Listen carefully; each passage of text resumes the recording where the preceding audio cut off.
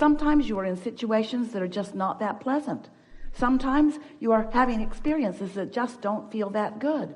And you'll hear us say, try to find a better feeling thought. And you'll say, well, it would be easier if I wasn't standing right in the middle of this mess. And we say, then go stand someplace else that isn't in the middle of the mess. And you say, okay, here I go. But before I go, I'd like to tell you why I don't like being here. We know you don't want to be there, but go stand someplace else. Go someplace where what you observe and what you think about feels better to you. Okay, I'm going to go. I'm going to go because I've been here for a long time and I haven't liked being over here at all. We know you don't. So go someplace else. Go look someplace else. Go be with other people. Go have a better time. Go, run like the wind. Go. And you say, okay, I'm going because I sure haven't liked it over here. My mother was born over here, and she taught me how to be here.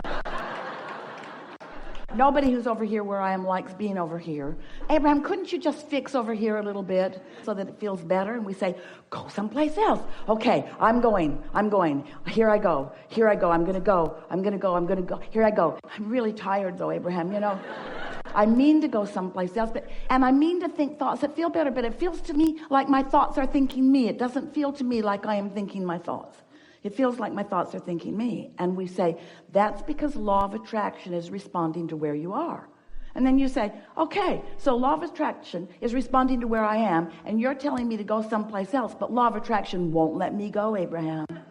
Law of attraction will not let me go. I'm trying to go, but I can't go. And we say, well, then just relax a little bit. Look at where you are with a little less definition. Talk a little less about what you don't like about where you are. Lose your law of attraction grip on standing where you don't want to be. Lighten up. Go general. Look for more things that do feel good, because in every moment, even though there may be some things that don't feel so good, there are some things that feel better. Look for the best feeling things that you can find. And it is our promise to you that little by little, you will change the way you are offering your vibration. You will change what you are broadcasting. And that's really what we want you to hear from us first and foremost today. What you broadcast, which means what you think about and what you focus on and what you talk about, what you're broadcasting, is what is accomplishing your vibrational attitude. It's what your point of attraction really is all about. And what you're broadcasting and what is coming back to you in response to that broadcast is how you create your own reality. So even though you are standing in the middle of something unwanted, you have to figure out how to broadcast something differently. You've got to figure out how to find a way of saying it nicer, saying it in a way that it's kinder to you, beating up on yourself less, beating up on other people less, being less critical, more appreciative. But you got to do it a little bit at a time, because law of attraction is your best friend. Because law of attraction is consistent. Law of attraction is always reflecting back to you what you got going on. Now we know it feels like you've been influenced by others. And it feels like a lot of what you're feeling is in response to what others are doing. But you got to stop letting that be your excuse for sloppy thinking. You got to let that no longer be your excuse for offering vibrations that don't serve you, that don't serve anybody, and most of all, keep you split apart from who you really are. You keep asking for the revelations, even though the revelations are constantly coming, because the source within you knows where you are, knows who you are, knows what you want, knows where you are in relationship to what you want, and is giving you all day feedback about where to go and where to focus and where to look in this vast universe in which you are focused. It is a magical, wonderful place, and you have guidance, a cadre of non-physical energy at your back, pointing in the direction of everything you want all day, every day. No exceptions, no exceptions, no exceptions. And so what we want you to understand is, in order for you to hear, in order for you to realize, in order for you to be in the receptive mode of what's being broadcast, you got to be feeling pretty good. And when you are in despair, on your knees, praying for recovery or praying for improvement, even though your prayers are being answered, everything is lined up, you cannot hear, you won't receive the impulse, and you'll wonder what's going on. And we want you to know the only thing that's going on is that you're out of frequency, and it doesn't need to be that way. You shouldn't have to wait for what you've already created. You just got to tweak it a little bit to begin letting it in. And once you get the hang of this, and that avalanche of well-being starts blasting and manifesting into your experience, so much so that others are saying, what are you doing? How is it that I just barely hear you say that you think you might sort of kind of like to have some of that, and there it is in your experience? Why is it that things are happening so easily for you and not for the rest of us, your friends will begin to say. And you can tell them, they may be ready to hear and they may not. I figured out that I gotta get my vibrational frequency in alignment with what I'm asking for. I had to practice my beliefs into vibrational alignment with the things that are in my vortex. And they'll say, okay, crazy lady, come with me to this little padded place. And you say, I'll go eagerly because I'm sure it's on my vibrational path and there's probably all kinds of wonderful things in there.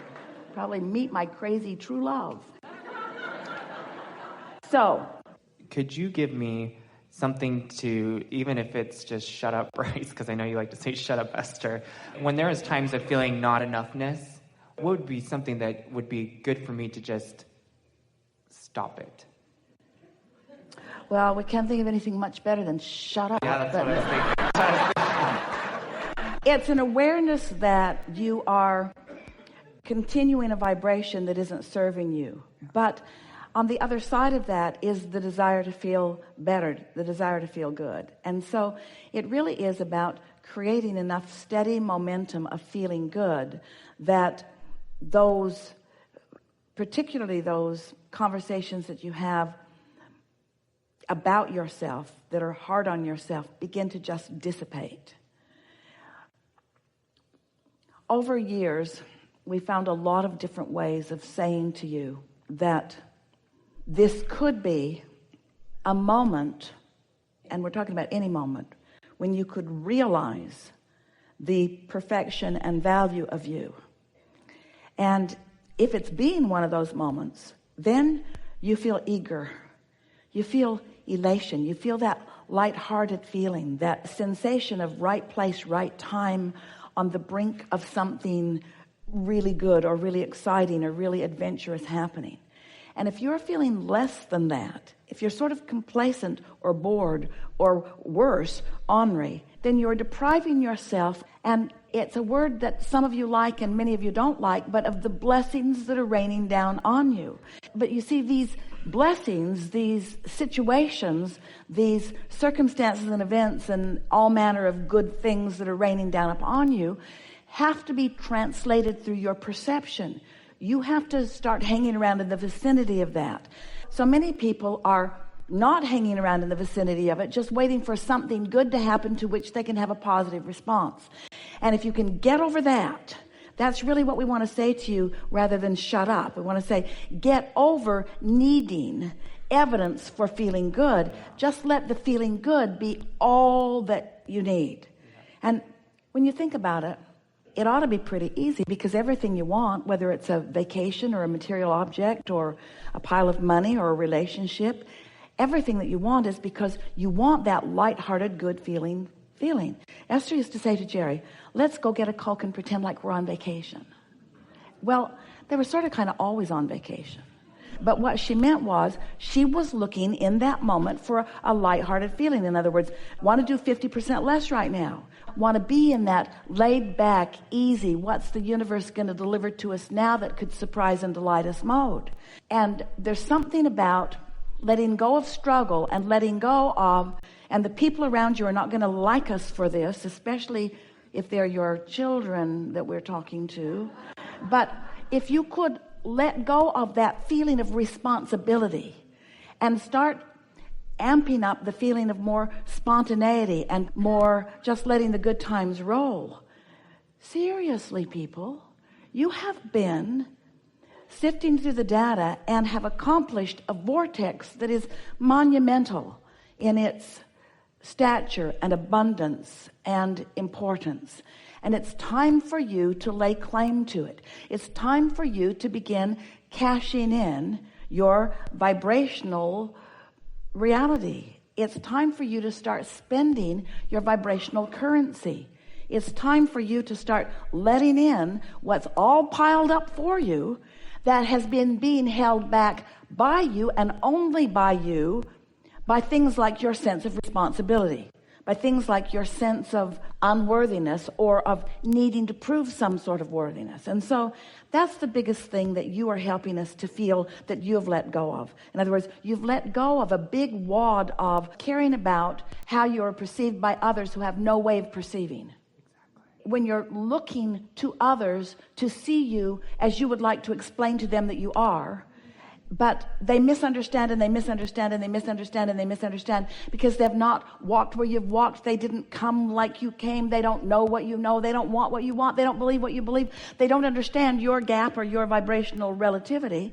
And yet there's this feeling of, well, if I could just explain a little more, then you would get me. And we want to say, stop caring. We're piling this on top of the shut up thing. Yeah.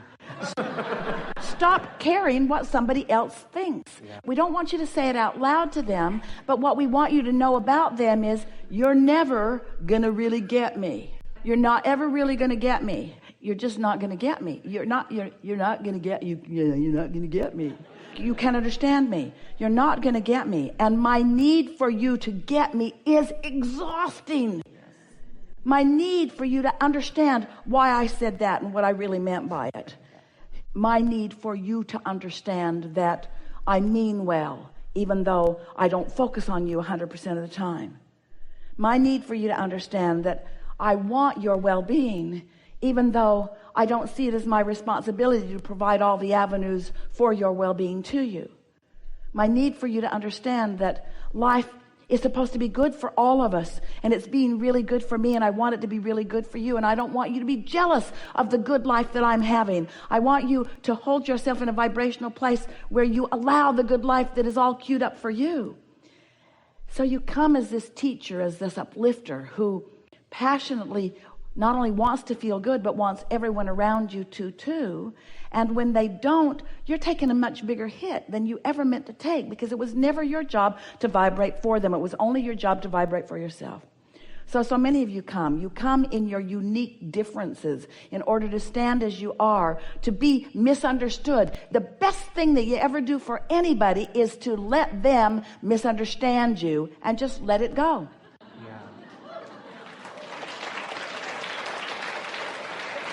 They completely misunderstand me, and I don't care. And the reason I don't care about their understanding me is because I do care about my alignment, and I can't have both. Can't have both. Can't use them as my guidance system and align with my guidance system. I got to make a choice. So I care about what you think. I care about what you say. I care about what you perceive. I'll stand on my head in all these different ways.